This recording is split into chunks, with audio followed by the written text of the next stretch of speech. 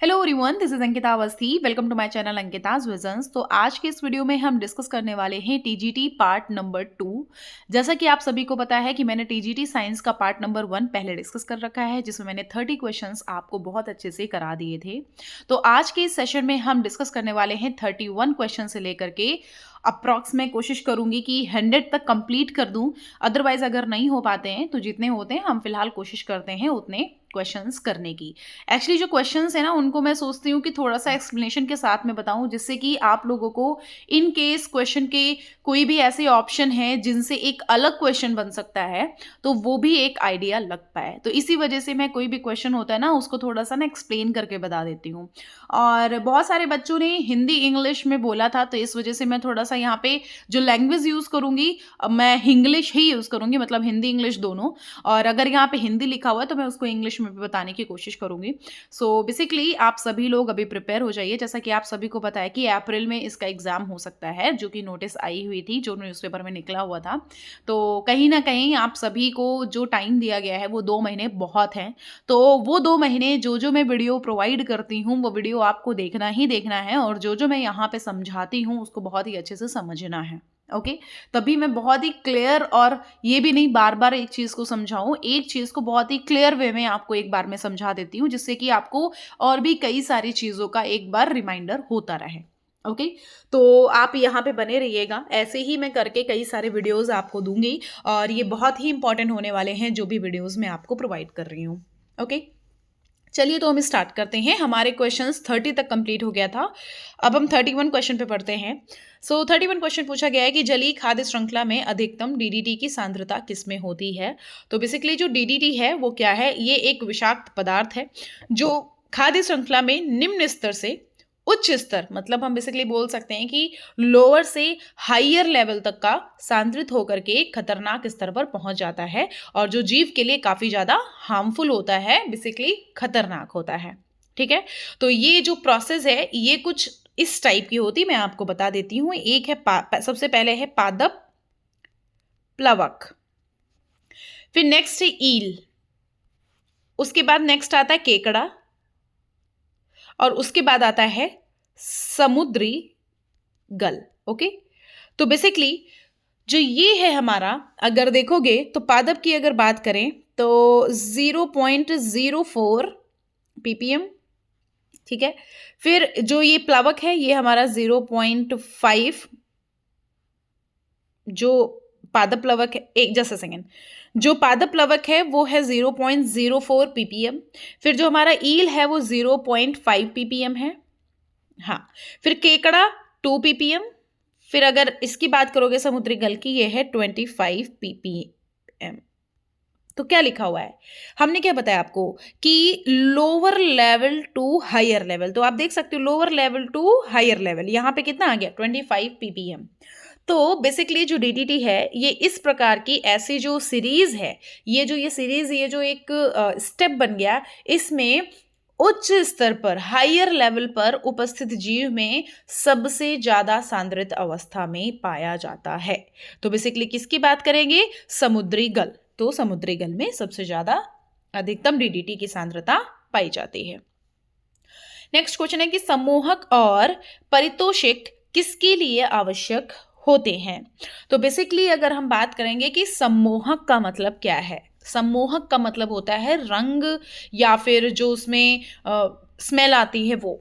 ठीक है, तो अगर आप मतलब जो ये कीड़े मकोड़े होते हैं, इनके खाने पीने की अगर बात करो तो कीट परागण हेतु पुष्पों में जो ये सम्मोहक होता है, मतलब रंग और गंध जो होता है, और जो यहाँ पे पारितोषिक लिखा हुआ है, पारितोषिक का मतलब होता है मकरंद आवास या फिर भोजन, जहां रहते हैं जो खाते हैं, उनकी उपस्थिति आवश्यक होती है। सो बेसिकली यहाँ पे जो चीज मैंने आपको बताई कि कीट परागण, मतलब कि जो बी नंबर है, इनके हेतु पुष्पों में ये चीज पाई जाती है, इनके लिए आवश्यक होते हैं। नेक्स्ट क्वेश्चन है हमारा कि निम्नलिखित में से कौन सा विकल्प सूत्री विभाजन के दौरान होने वाली घटनाओं का सही अनुक्रम दर्शाता है। बहुत ही इंपॉर्टेंट टीजीटी के लेवल का ये एग्जाम का क्वेश्चन पूछा जा सकता है। सो बेसिकली अगर हम बात करेंगे कि विभाजन के दौरान निम्न क्रमागत प्रक्रम संपन्न होते हैं, तो दिमाग में ये चीज रखो कि जब भी यहाँ पे मैं आपको कुछ ना एक वो बता देती हूँ, कुछ आपको प्रोसेस समझा देती हूँ। कौन कौन सी प्रोसेस समझना। हमने आपको अगर बोला कि जो पूर्व प्रावस्था होती है, बेसिकली पूर्व प्रावस्था की अगर बात करोगे तो पूर्व प्रावस्था में क्या होता है, गुणसूत्रों का संघनन होता है। ठीक। फिर अगर पूर्वावस्था की बात करोगे तो इसमें क्या है, केंद्रक झिल्ली का विघटन। मध्यावस्था में क्या होता है, गुणसूत्र का मध्य रेखा पर व्यवस्थित होना। ओके। फिर जो पश्चावस्था होता है, जो गुणसूत्र है ना, वो बिंदुओं का विभाजन, जैसे कि हमने बोल दिया ये बेसिकली है। ठीक है। तो ये जो गुणसूत्र हुए ना, ये जो गुणसूत्र बन गए, ये क्रोमोसोम जिनको हम बोलते हैं, ये धीरे धीरे फिर जब नेक्स्ट प्रोसेस आएगा था ना, तो ये दूर दूर होने लग जाते हैं। ठीक है। एक ये तो ये तो पश्चावस्था में क्या होता है, ये पीछे चले जाते हैं। और अंत्यावस्था में केंद्रक विभाजन संपन्न और केवल झिल्ली का पुनः प्रकटीकरण। मतलब कि पहले क्या होता है, मैं आपको थोड़ा सा समझा देती हूँ, कुछ ऐसी प्रोसेस बनती है। ठीक है। तो पूर्व प्रावस्था मतलब गुणसूत्रों का संघनन, और फिर पूर्वावस्था में केंद्रक झिल्ली बनने लग जाती है। ठीक है। फिर उसके बाद मध्यावस्था में गुणसूत्र जो होते हैं वो मध्य बीच में ये प्रेजेंट होने लग जाते हैं। फिर नेक्स्ट में क्या होता है, पश्चावस्था में ये धीरे धीरे ना पीछे की ओर चले जाने लग जाते हैं।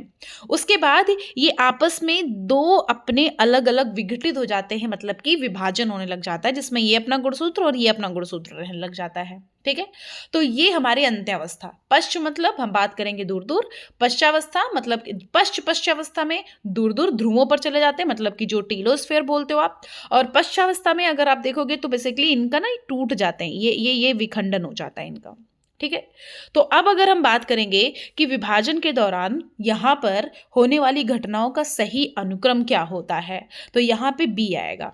हमने बताया संघनन होता है, फिर केंद्रक झिल्ली का विघटन होता है, फिर मध्य रेखा पर व्यवस्था होती है, गुणसूत्र बिंदु का विभाजन होता है, और फिर अंत्यावस्था होता है। ठीक है। क्लियर है। नेक्स्ट क्वेश्चन है कि संवहनी एधा सामान्यतया क्या बनाती है। तो संवहनी एधा सामान्यतया द्वितीयक वृद्ध द्वारा संवहनी ऊतको, द्वितीयक जाइलम और जो द्वितीयक फ्लोएम होता है, मतलब सेकेंडरी जाइलम और सेकेंडरी जो फ्लोएम होता है, उनका बेसिकली ये निर्माण करते हैं। ठीक है। सो बेसिकली जो द्वितीयम जाइलम होता है ना, उनका जो निर्माण होता है ना, वो केंद्रक मतलब केंद्र की ओर होता है। जो बीच में न्यूक्लियस होता है ना, उसके साइड पे होता है, मतलब उस साइड में होता है। किसका निर्माण, जो सेकेंडरी जाइलम है उसका निर्माण। ठीक है। तो उसकी ओर होता है। और जो सेकेंडरी फ्लोएम है, फ्लोएम का निर्माण हमारा जो ये सेल है इसके जस्ट ऊपर की ओर, मतलब परिधि पर होता है। ओके। तो बीच में किसका हो गया, जाइलम का। ठीक है। तो हमने बोल दिया कि कुछ इस टाइप की जाइलम हो गए। ठीक है। हमने बोल दिया फ्लोएम का कैसे कैसे कैसे कैसे हुआ, ये ऐसे ऐसे ये फ्लोएम हो गया। ठीक है। तो फ्लोएम का है परिधि पे, और मिडल में क्या है, सेकेंडरी जाइलम है। ठीक है। तो अगर हम यहाँ पे बात करेंगे संवहनी एधा सामान्यतः कहाँ बनेगी, तो अगर हम यहाँ की अगर बात करें तो यहाँ पर जो ये कागजन सकरी पतली भित्ति है, मतलब जो ये हम जो बनाए हैं, इसमें कोशिका बनी होती, बहुत सारी कोशिकाओं का निर्माण होता है। तो इसमें क्या होगा, इसमें काग में विभेदन द्वारा जो बाहरी स्तर की कॉर्क है, ये जो हमारी मिडिल, ये जो है ना बीच में जो पाई जाती है, वो कॉर्क है, कॉर्क कैम्बियम जिसको हम बोलते हैं, या काग। तथा जो आंतरिक स्तर की द्वितीयक वल्कुट है, जो इसके जस्ट इनर लेयर में पाई जाती है, या फिर ऊपर बोल सकते हो परिचर्म, इसका निर्माण होता है। तो ये तीनों संयुक्त रूप से परित्वक कहलाते हैं। तो बेसिकली अगर हम बात करेंगे कि सामान्यतया क्या बनती है, तो तीनों को अगर मिला करके अगर देखोगे तो एक परित्वक बनता है। ठीक है।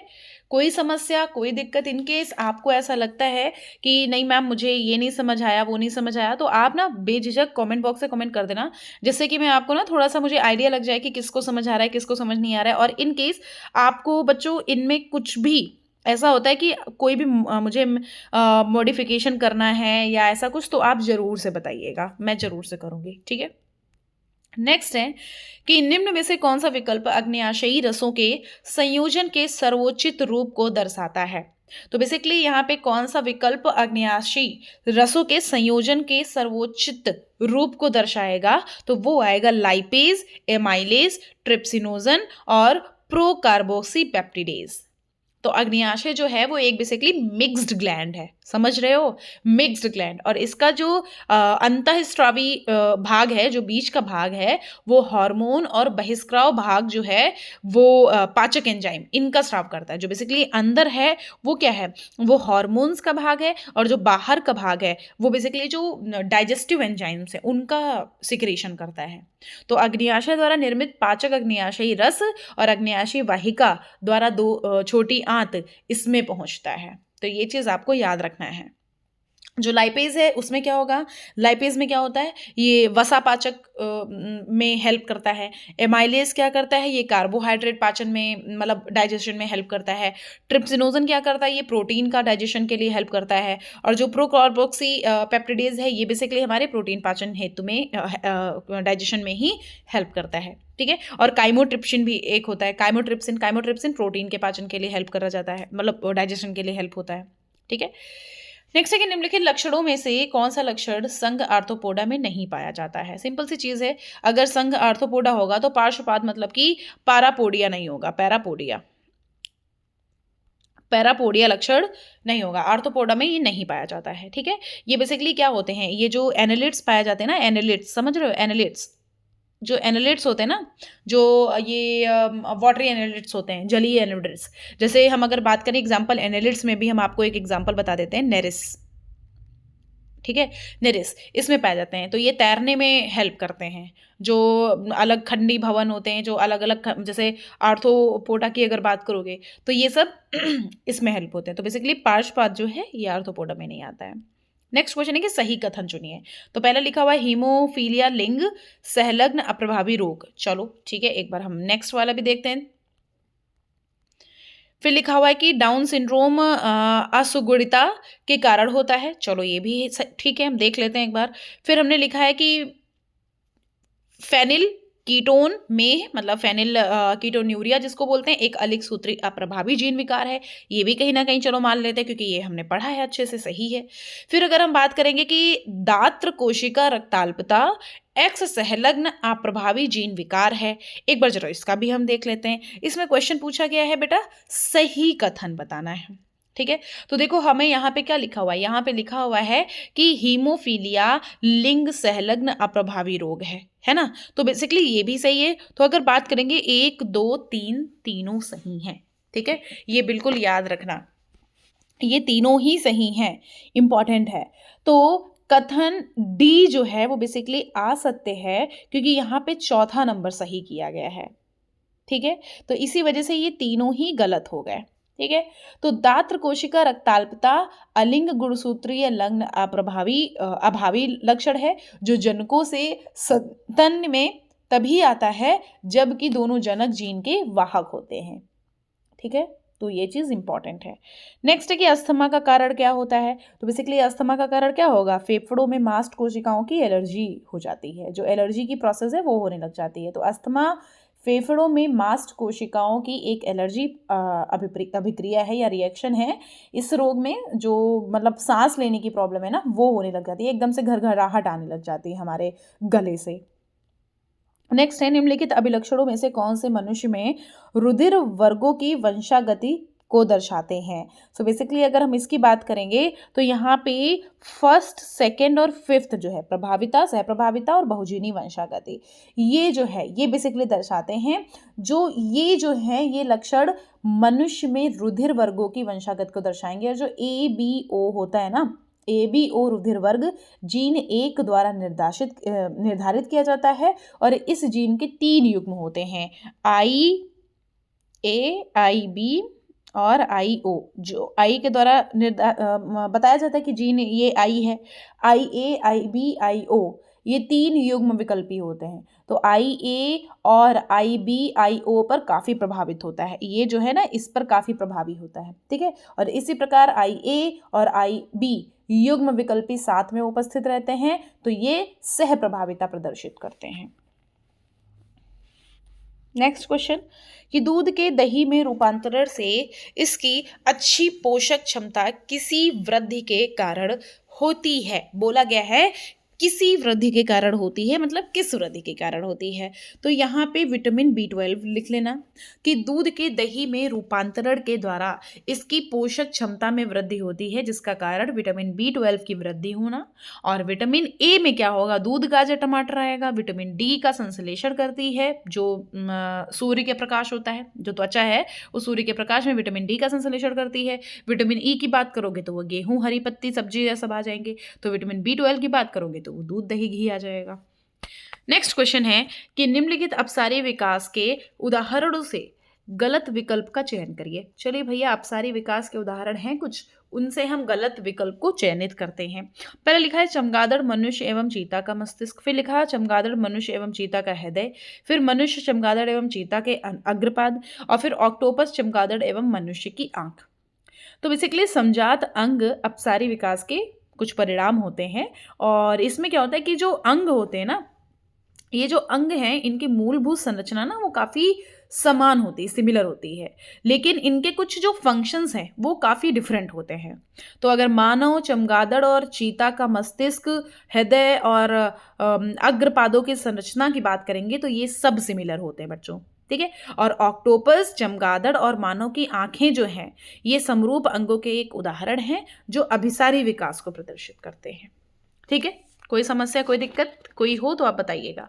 नेक्स्ट है कि अनेक कशेरुकीय के अग्रपाद की अस्थि संरचना में समानता किसका उदाहरण है। सो बेसिकली समजातता की का उदाहरण है। अनेक कशेरुकी जीवों के अग्रपाद की अस्थि संरचना में समानता समजातता का उदाहरण है। और समजात अंगों की आधारभूत संरचना समान होती है, लेकिन कार्य अलग अलग होते हैं, जो अभी मैंने बताया आपको, जैसे मानव, चमगादड़, चीता और व्हेल के अग्रपाद। ओके, नेक्स्ट, पैरागैस्ट्रिक कैविटी, जिसको हम गुहा बोलते हैं, उसका दूसरा नाम क्या है। सो बेसिकली बच्चों, उसका दूसरा नाम होता है स्पंजोसील, ठीक है। पैरागैस्ट्रिक कैविटी का दूसरा नाम स्पंजोसील या फिर एट्रियम है। ये स्पंजों में पाया जाता है और स्पंजोसीत स्पंज की बड़ी और सेंट्रल कैविटी होती है। तो ऑस्टिया के द्वारा जल स्पंजोसील में प्रवेश करता है और एक बड़ी संरचना ऑस्कुलम द्वारा बाहर निकलता है। और स्पंजोसील के साथ कोइनोसाइट का स्तर होता है और जिसमें फ्लैजिला पाया जाता है। और जो स्पंजोसील होता है उसके द्वारा पानी में धारा और बहाव को बनाए भी रखता है। तो ये स्पंजोसील का काम होता है। कशेरुकियों के नेत्रों में अंध बिंदु पर क्या है, यहाँ पे क्या नहीं होता है। सो बेसिकली अगर इसकी बात करोगे तो कशेरुकियों के नेत्रों में अंध बिंदु पर शंकु और शालकाएं दोनों ही नहीं होते हैं। शंकु और शालकाएं दोनों ही नहीं होते हैं, ठीक है। तो शालकाएं मतलब रॉड जिसको बोलते हैं, ये मंद प्रकाश व अंधेरे का ज्ञान कराती हैं। और इनके ही अगर अपोजिट में बात करोगे तो दृष्टि शंकु, जिनको कोन्स बोलते हैं, तीव्र प्रकाश के वस्तुओं और रंगों को ज्ञान कराती, मतलब बताती कि ये इस हिसाब से हैं, ये इस कलर में है।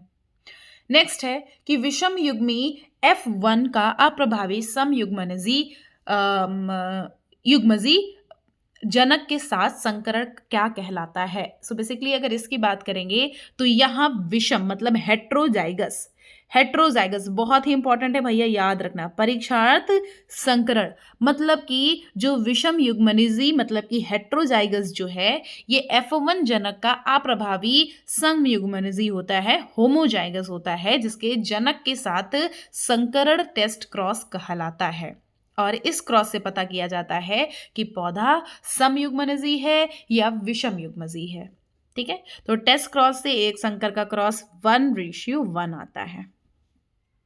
नेक्स्ट है कि वायु आशय का निम्न में से कौन सा कार्य है।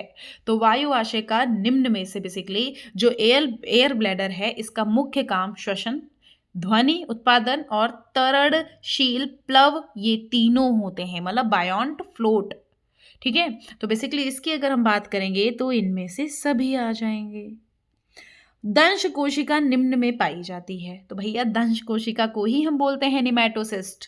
तो निमैटोसिस्ट फाइलम सीलेंट्रेटा का विशिष्ट लक्षण होता है। सो बेसिकली क्या होगा, सीलेंट्रेटा, एनालिडा, पेराफेरा और निमैटोड्स का नहीं होता है। प्राथमिक प्रदूषक नहीं है भैया। प्राथमिक प्रदूषक कौन सा नहीं है? O3 ozone. ओजोन प्राथमिक प्रदूषक नहीं होता है, ये सेकेंडरी प्रदूषक होता है, पॉल्यूटेंट। ठीक है, जो प्राथमिक होते हैं वो SO2 है, CO2 है, CO है, CO2 नहीं, CO है और NO2 है, NOx लिख लो, बहुत सारे हैं, है ना, जो ऑक्साइड है इसके। फिर द्वितीयक प्रदूषक में अगर देखोगे तो O3 आ जाता है, और PAN लिख लो। PAN का मतलब होता है पर ऑक्सी एसिटिल नाइट्रेट, पर ऑक्सी एसिटिल नाइट्रेट, ये दोनों द्वितीयक होते हैं। तो अगर पूछा जाए तो भैया O3 पे द्वितीयक लगा के आना, तो यहाँ पे नहीं है तो O3 नहीं है। कोरल चट्टानों को कौन से जंतु बनाते हैं? तो भैया कोरल चट्टानों को भी सीलेंट्रेट ही बनाते हैं। कौन बनाते हैं? सीलेंट्रेट जंतुओं द्वारा ही बनाया जाता है। ठीक है, क्योंकि क्या होता है, चलो अच्छा बता देते हैं क्या होता है। सीलेंट्रेट के जो एंथोजोआ ग्रुप के कुछ ऐसे जंतु होते हैं ना, जिनके चारों ओर CaCO3 का बाह्य कंकाल पाया जाता है ना, और इसमें सभी जंतुओं का बाह्य कंकाल मिलकर एक कोरल बनाता है। तो समुद्र में कोरल चट्टानों का रूप ले लेता है यही, जिसमें जीवित जंतु सुरक्षित रह जाते हैं। तो इसी वजह से इन चट्टानों को हम कोरल रीफ बोलते हैं या फिर कोरल चट्टान बोलते हैं। ठीक है, तो सीलेंट्रेट। क्षतिग्रस्त ओजोन परत स्थित होती है। तो क्षतिग्रस्त ओजोन परत बेटा स्ट्रेटोस्फेयर में स्थित रहती है, मतलब समताप मंडल में, स्ट्रेटोस्फेयर। इसके क्षतिग्रस्त होने का मुख्य कारण क्लोरोफ्लोरोकार्बन होता है, जिसके फलस्वरूप सूर्य से आने वाली जो भी पराबैंगनी किरणें होती हैं वो पृथ्वी के धरातल तक पहुंचती हैं, और ये किरणें बेटा मनुष्यों के लिए बहुत हानिकारक हो सकती हैं, और इन्हीं के प्रभाव से त्वचा काली पड़ जाती है। ठीक है, याद रखना। नेक्स्ट है 51 की यकृत क्रम की जीवन चक्र की वह अवस्था जो प्राथमिक पोषक को संक्रमित करती है। तो यकृत क्रम में मिरासीडियम, अगर हम बात करेंगे अवस्था की, तो मिरासीडियम से फिर स्पोरोसिस्ट, फिर रेडिया, फिर सर्केसिया, और उसके बाद क्या आता है मेटासर्केसिया। ये 5 लार्वा जो प्रोसेस है, ये अवस्थाएं जो होती हैं ये पाई जाती हैं, है ना। तो अगर प्राथमिक पोषक को संक्रमित करती हैं उसकी बात करें तो यकृत कृमि एक द्विद पोषी परजीवी है, और इसका लाइफ साइकिल जीवन चक्र जो है वो 2 अलग अलग जंतुओं पे पूरा होता है, और इसका प्राथमिक जो पोषक होता है वो भेड़ होता है। ठीक है, जो मेटासर्केरिया लार्वा से संक्रमित होता है। तो ये इंपॉर्टेंट है बेटा, बहुत इंपॉर्टेंट है, याद रखना। नेक्स्ट है कि परासरणी भोजन होता है बेटा। परासरणी का मतलब होता है ओस्मोट्रॉफी। तो ये भोजन टीनिया सोलियम में पाया जाता है। काहे में? टीनिया सोलियम में। इसमें क्या होता है, आहार नाल और प्राचीन ग्रंथियां रहती ही नहीं हैं, अनुपस्थिति होती हैं, और ये अपने परपोषी के क्षुद्रांत में ही स्थित पचा हुआ भोजन अवशोषित करके पोषण प्राप्त करते हैं, और अवशोषण जो है वो शरीर के लिए सामान्यतः सतह से होता है। नेक्स्ट है कि इनमें से किन जंतुओं में ब्रैंकियल श्वसन पाया जाता है? भैया ब्रैंकियल श्वसन जब भी आए ना तो आपके दिमाग में तुरंत मछली आ जानी चाहिए, है ना, मछली आ जानी चाहिए। आएगी आगे से मछली, और यहाँ की बात करेंगे तो बेटा इक्थियोफिश, क्योंकि इसी में फिश है। तो बेटा इक्थियोफिश और फिश, इसमें ब्रैंकियल श्वसन होता है। ठीक है, ब्रैंकियल इंग्लिश में ही लिखा हुआ है। फिर लिखा हुआ है पिंकटाडा वल्गैरिस। ये क्या है एग्जैक्टली? तो बेटा ये जो पिंकटाडा वल्गैरिस है ना, ये इससे मोती प्राप्त होता है। अब खुद से सोच लो कि अगर मोती प्राप्त होता है तो ये क्या होगा, क्या हो सकता है? तो जब भी हमने मोती बोल दिया तो ये ऑब्वियसली मोती ऑयस्टर होगा, है ना। तो यद्यपि अनेक प्रकार के कुछ द्विपाठीय मॉलस्क हैं, उसमें उचित परिस्थितियों में दशा मोती उत्पन्न करने की क्षमता होती है। ठीक है, तो जो मोती उत्पन्न करने की अगर क्षमता की बात करेंगे तो मोती ऑयस्टर। नेक्स्ट है वह परिघटना जिसमें एकल जीव एक से अधिक विशेषक को प्रभावित करता है, क्या कहलाता है? वह प्लियोट्रॉपी कहलाता है। वह परिघटना जिसमें एकल जीव एक से अधिक विशेषक को प्रभावित करता है तो उन्हें प्लियोट्रॉपी कहते हैं। ठीक है, नेक्स्ट है कि जीन्स मुख्यतः बने होते हैं। तो बेसिकली जीन्स जो हैं मुख्यतः डीएनए से बने होते हैं, बहुत ही इंपॉर्टेंट है, डीएनए से बने होते हैं। और जो जॉनसन हैं उन्होंने जीन शब्द का पहले प्रयोग किया था, और डीएनए का वह छोटे से छोटा खंड जिसमें जेनेटिक कोड रहता है जीन कहलाता है। और डीएनए, इसमें जो जीन डीएनए है, इसके जो अणु है, मॉलिक्यूल हैं, उसका वह खंड, वह पार्ट जो विशिष्ट प्रकार से प्रोटीन का नियमन करता है और क्रियात्मक और संरचनात्मक इकाई होता है। नेक्स्ट है कि ऑर्कियोप्टेरिक्स के बारे में क्या सत्य है। तो बेसिकली ऑर्पियोटेक्स के बारे में सरीसृप और पक्षियों के बीच को जोड़ने वाली एक कड़ी, यह चीज सत्य है। देखो इसमें है क्या, है। देख लो, यस, सरीसृप और पक्षियों के बीच जोड़ने वाली एक कड़ी है, जिसमें क्या होता है, जिसके जीवाश्म से ये पता चलता है कि क्या बोलते हैं, जो पक्षी हैं उनकी भांति, पक्षियों की भांति ये उड़ सकते हैं, पंख विकसित थे तथा इनकी चोंच में दांत उपस्थिति थे। तो ये था। गहरे समुद्रिक पानी में ऊर्जा का मुख्य स्रोत हो सकता है। तो बेसिकली ऊर्जा का मुख्य स्रोत हाइड्रोथर्मल वेंट।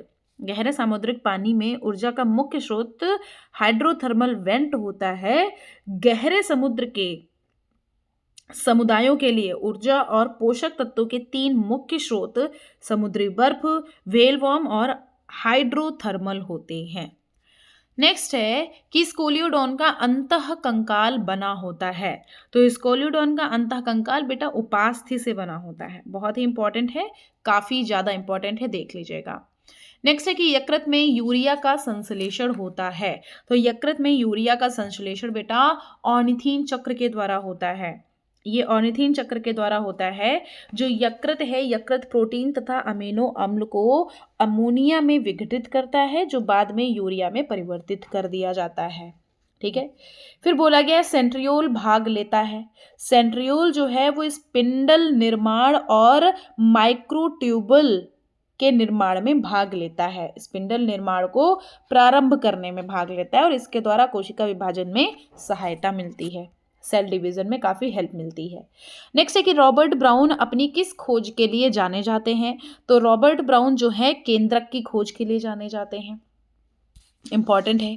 केंद्रक की खोज में ऑर्किड के जड़ की कोशिका में इन्होंने ये चीज देखी थी और केंद्रक को ही कोशिका का मस्तिष्क या फिर हम कंट्रोल रूम ऑफ सेल बोलते हैं। ठीक है। जो कॉर्क थी ना, कॉर्क की ही उन्होंने थिन स्लाइस काटी थी, उसी को माइक्रोस्कोप के अंदर में देखा था। फिर लिखा वृक्क की कार्यात्मक, वक्र का मतलब नेफ्रॉन, इसकी कार्यात्मक इकाई क्या है। नेफ्रॉन देख लो, सिंपल है भैया, वही एक इकाई है तो वही हो जाएगा। नेक्स्ट है, हो गया ये, प्रतिमूत्रवर्धक हार्मोन का संश्लेषण किसके द्वारा होता है। तो अगर इसकी बात करोगे तो बेटा हाइपोथैलेमस की तंत्रिका श्रावण कोशिका के द्वारा होता है।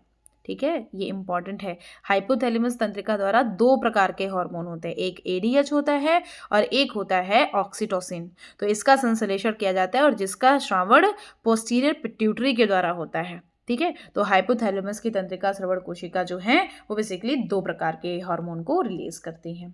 एक्सॉन एंड डेंड्रॉइड की संधि कहलाती है। तो बेसिकली एक्सॉन और डेंड्रॉइड की संधि बेटा युग्मानुबंध कहलाती है, एक न्यूरॉन से दूसरे न्यूरॉन का जोड़ना। ठीक है। नेक्स्ट है कि इनमें से कौन से अंग में मलेरिया परजीवी का ओकाइनेट अवस्था पाई जाती है। तो ओकाइनेट की अवस्था बेटा मलेरिया प्लाज्मोडियम नामक प्रोटोजोआ द्वारा होता है, जिसे फैलने के लिए मादा एनाफिलीज मच्छर जो है, फैलाने के लिए मादा एनाफिलीज मच्छर जो है वो काफी जिम्मेदार होता है। तो मलेरिया परजीवी की ओकाइनेट अवस्था मच्छर के पेट में पाई जाती है।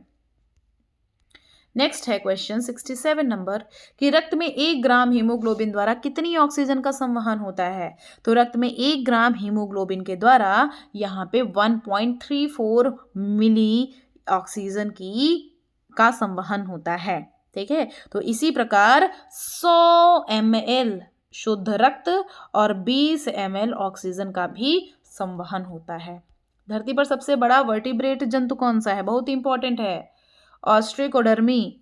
तो धरती पर सबसे बड़ा वर्टिब्रेट जंतु ऑस्ट्रेकोडर्मी है और ये विलुप्त बिना जबड़े वाले आदिम मछलियों का वर्ग है और यह आर्मर वोनी प्लेट से ढका होता है और इसमें जीवाश्म उत्तर अमेरिका और यूरोपियन स्टेट में पाया जाता है। नेक्स्ट है कि लाख किससे उत्पन्न होता है? तो बेसिकली लाख मादा कीट द्वारा अधिक और नर कीट द्वारा कम उत्पन्न होता है। तो बेसिकली इसका आंसर हो जाएगा सी नंबर, मादा कीट द्वारा अधिक, नर कीट द्वारा कम। अप्रवच्छीय ग्रंथियां पाई जाती हैं। तो अप्रवच्छीय ग्रंथियां पेरीप्लेनेटा में पाई जाती हैं, इंपॉर्टेंट है, ठीक है। ये बेसिकली अगर समझोगे तो क्या बोलते हैं, इक्डाइसुना आपने सुना होगा, इसके नामक हार्मोन को उत्सर्जित करती हैं, ठीक है। नेक्स्ट है डीएनए किस में नहीं होता है? तो भैया डीएनए राइबोसोम में नहीं होता है, बात खत्म हो जाती है। तो डीएनए कोशिका के अंदर डीएनए विभिन्न कोशिकांगों में उपस्थित होता है। माइटोकॉन्ड्रिया क्या बोलते हैं, माइटोकॉन्ड्रिया, केंद्रक, प्लास्टिड, कवक सब में लवक सब में होता है, लेकिन राइबोसोम प्रोटीन संश्लेषण में भाग नहीं लेता है, इसलिए इसमें नहीं होता। कुछ पक्षियों के पूंछ पर तेल उत्पादक ग्रंथि कहलाती है। तो बेसिकली ए नंबर, प्रिन ग्रंथि। नेक्स्ट है कि पैरोटिड ग्रंथियां निम्न जंतु समूह से किस में पाई जाती हैं? तो पैरोटिड ग्रंथियां टोडो में पाई जाती हैं। नेक्स्ट की फंजिया का साधारण नाम क्या है? तो फंजिया का साधारण, देखो ये इंपॉर्टेंट है और इजी है काफी, मतलब इसमें तो कुछ एक्सप्लेन करने की भी जरूरत नहीं, इसलिए मैं एक्सप्लेन नहीं कर रही हूँ, ठीक है। तो फंजिया का मतलब होता है कुकुरमुत्ता कोरल, है ना, ठीक है, कुकुरमुत्ता कोरल। तो जो लाल कोरल है ना, लाल कोरल को हम कोरिलियम बोलते हैं, ठीक है, लाल कोरल को हम कोरिलियम बोलते हैं। नेक्स्ट है हम ऑर्निथीन चक्र द्वारा निम्नलिखित में से कौन सा वर्ज्य पदार्थ रुधिर से हटाया जाता है? तो यूरिया का निर्माण यकृत में होता है, याद रखना। तो यहाँ की अगर बात करेंगे हम, तो CO2 और अमोनिया सा वर्ज्य पदार्थ रुधिर से हटाया जाता है। गैस्ट्रुला वह भ्रूणीय अवस्था है जिसमें, तो कोशिकाओं में बेसिकली क्या होता है, पुनर्व्यवस्थापन से प्राइमरी जर्म लेयर के साथ ब्लास्टोसिस्ट का जो गैस्ट्रुला है उसमें रूपांतरण हो जाता है, इसी को हम गैस्ट्रुलेशन भी बोलते हैं, इसी वजह से हम ब्लास्टोसील लिखेंगे।